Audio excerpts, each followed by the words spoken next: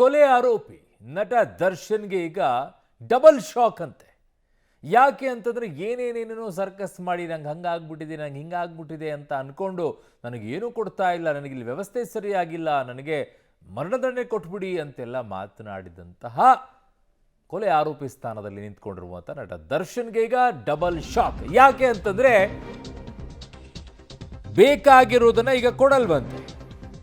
ಹೆಚ್ಚುವರಿ ಹಾಸಿಗೆ ಮತ್ತು ದಿಂಬನ್ನ ಕೇಳಿದ್ರಲ್ಲ, ಅದ್ಯಾವುದು ಕೂಡ ಇಲ್ಲ. ಈಗ ಹೆಚ್ಚುವರಿ ಹಾಸಿಗೆ ಮತ್ತು ದಿಂಬು ಬೇಕು, ನನಗೆ ನಿದ್ದೆ ಬರ್ತಾ ಇಲ್ಲ, ನನಗೆ ಬೆನ್ನು ಆಗ್ತಾ ಇದೆ, ತಿಂಗಳಿಗೊಮ್ಮೆ ಬಟ್ಟೆ ಹೊದಿಕೆ ಬದಲಿಸೋಕೆ ಅವಕಾಶ ಮಾಡಿಕೊಡ್ಬೇಕು ಅಂತೆಲ್ಲ ಕೇಳಿದ್ರು.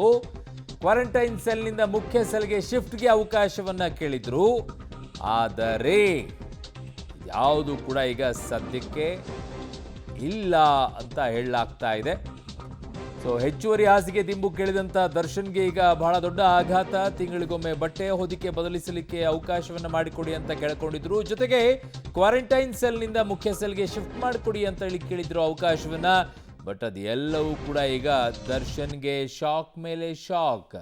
ಯಾವುದು ಕೂಡ ಈಗ ಸದ್ಯಕ್ಕೆ ಇಲ್ಲ ಅನ್ನುವಂಥದ್ದು ಸ್ಪಷ್ಟವಾಗಿದೆ. ಇನ್ನೊಂದು ಕಡೆಗೆ ಚಾರ್ಜ್ ಫ್ರೇಮ್ ಆಗುತ್ತೆ ಅಂತ ಹೇಳ್ತಾ ಇದ್ದಾರೆ. ಅದೇ ಆಗಬೇಕಾಗಿದ್ದು, ಅದು ಡಿಲೇ ಆಗಲಿ ಅಂತಾರೆ. ಒಂದೊಂದೇ ವಿಚಾರಗಳನ್ನು ಎತ್ಕೊಂಡು ಬರ್ತಾ ಇದ್ರು. ನನಗೆ ಮಲ್ಕೊಳ್ಳೋಕ್ಕಾಗ್ತಿಲ್ಲ, ನನಗೆ ದಿಂಬಿಲ್ಲ, ನನಗೆ ನಡೆದಾಡೋಕ್ಕೆ ಅವಕಾಶ ಮಾಡಿಕೊಡ್ತಾ ಇಲ್ಲ, ನನಗೆ ಹಾಸಿಗೆ ಬೇಕು, ನನ್ನನ್ನು ಸರಿಯಾಗಿ ಟ್ರೀಟ್ ಮಾಡ್ತಾ ಇಲ್ಲ, ನೀವು ಹೇಳಿದಂತೆ ನಿಯಮಗಳ ಪ್ರಕಾರ ನನಗೆ ಕೊಡ್ತಾ ಇಲ್ಲ, ನನಗೆ ಸಾಯಿಸ್ಬಿಡಿ ನನ್ನನ್ನು, ಈ ಥರ ಎಲ್ಲ ಮಾನಸಿಕವಾಗಿ ಎಮೋಷ್ನಲ್ ಆಗಿರುವಂಥ ಮಾತುಗಳನ್ನು ಆಡ್ತಾ ಇದ್ದಿದ್ದು ಅವರ ವಕೀಲರ ಮೂಲಕವಾಗಿ. ಬಟ್ ಈಗ ಚಾರ್ಜ್ ಫ್ರೇಮ್ ಕೂಡ ಇದೆ. ಒಂದು ಕಡೆಗೆ ಬೇಕಾಗಿರೋದು ಜೈಲಿನಲ್ಲಿ ಸಿಗಲಿಲ್ಲ ಕೊಲೆ ಆರೋಪಿ ನಟ ದರ್ಶನ್ಗೆ. ಇನ್ನೊಂದು ಕಡೆಗೆ ನಾಡಿದ್ದೇ ರೇಣುಕಾಸ್ವಾಮಿ ಕೊಲೆ ಕೇಸ್ನ ಚಾರ್ಜ್ ಫ್ರೇಮ್ ಆಗುತ್ತೆ, ಅಂದರೆ ಟ್ರಯಲ್ ಆರಂಭವಾಗುತ್ತೆ. ದೋಷಾರೋಪ ಪಟ್ಟಿಯ ಮೇಲೆ ವಿಚಾರಣೆ ಆರಂಭವಾಗುತ್ತೆ. ಶೀಘ್ರ ವಿಚಾರಣೆಗೆ ಎಸ್ಪಿಪಿ ಅವರು ಸ್ಪೆಷಲ್ ಪಬ್ಲಿಕ್ ಪ್ರಾಸಿಕ್ಯೂಟರ್ ಕೇಳಿಕೊಂಡಿದ್ರು.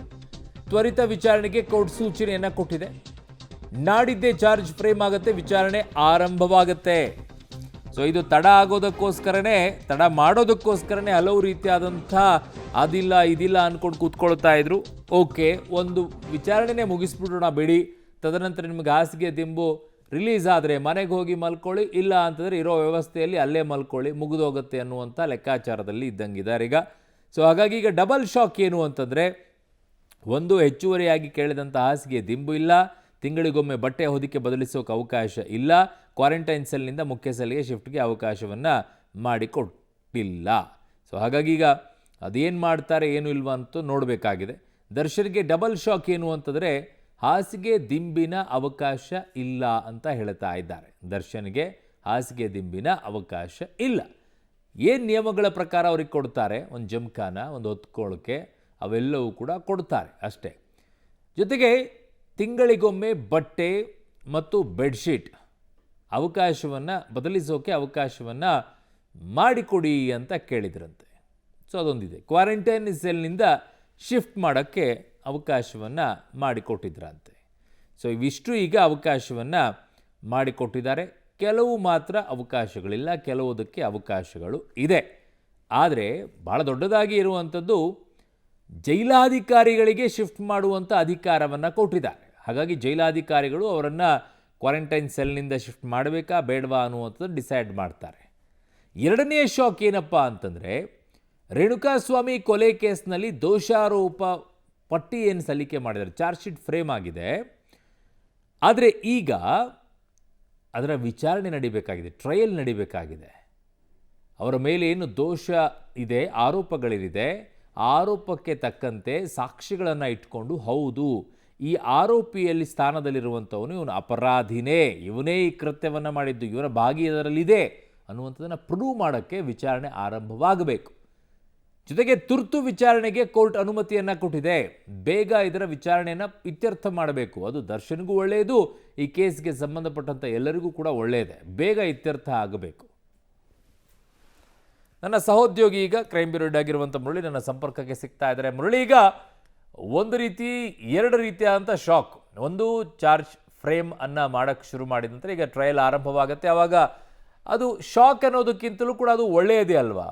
ಆರೋಪಿ ಆದರೆ ಖುಲಾಸೆ ಆಗ್ತಾರೆ, ಇಲ್ಲಾಂದರೆ ಅಪರಾಧಿಯಾಗಿ ನಿಂತ್ಕೊಳ್ತಾರೆ, ಎರಡರಲ್ಲೂ ಒಂದು ಆಗುತ್ತೆ. ಬಟ್ ಈ ಹಾಸಿಗೆ ದಿಂಬಿನ ವಿಚಾರದಲ್ಲಿ ಮುಂಚೆಯಿಂದಲೂ ಕೂಡ ಏನು ನಿಯಮ ಇದೆ ಅದನ್ನೇ ಹೇಳ್ತಾ ಇದ್ದಿದ್ದು. ಬಟ್ ಈಗ ತಿಂಗಳಿಗೊಮ್ಮೆ ಬಟ್ಟೆ ಮತ್ತು ಹೊದಿಕೆ ಬದಲಿಸೋಕ್ಕೋಸ್ಕರ ಅವಕಾಶ ಕೇಳಿದ್ರಲ್ಲ ಕ್ವಾರಂಟೈನ್ ಸೆಲ್ನಿಂದ ಮುಖ್ಯ ಸೆಲ್ಗೆ, ಇದನ್ನ ಮಾಡಿ ಅಂತ ಹೇಳಿರೋದು ಅಥವಾ ಜೈಲಾಧಿಕಾರಿಗಳು ಇದನ್ನ ಡಿಸೈಡ್ ಮಾಡಬೇಕು ಅಂತ ಹೇಳಿರೋದು ಮುರಳಿ? ಅರುಣ್, ಪ್ರಮುಖವಾಗಿ ಕಳೆದ 2.5 ತಿಂಗಳಿಂದನೂ ಕೂಡ ಈ ಟ್ರಯಲ್ ವಿಚಾರಕ್ಕೆ ಸಂಬಂಧಪಟ್ಟಂತೆ ಹೊಸ ಅರ್ಜಿಗಳು ಬರ್ತಾ ಇತ್ತು. ಹೊಸ ಅರ್ಜಿಗಳು ಬಂದಂಥ ಸಂದರ್ಭದಲ್ಲಿ ಅದರ ಇತ್ಯರ್ಥ ಮಾಡುವಂಥದ್ದು ಮತ್ತು ಅದರ ತೀರ್ಮಾನವನ್ನು ಆಗುವಂಥದ್ದಕ್ಕೆ ಸರಿಸುಮಾರು 2.5 ತಿಂಗಳುಗಳ ಕಾಲ ಆಗೋಯ್ತು.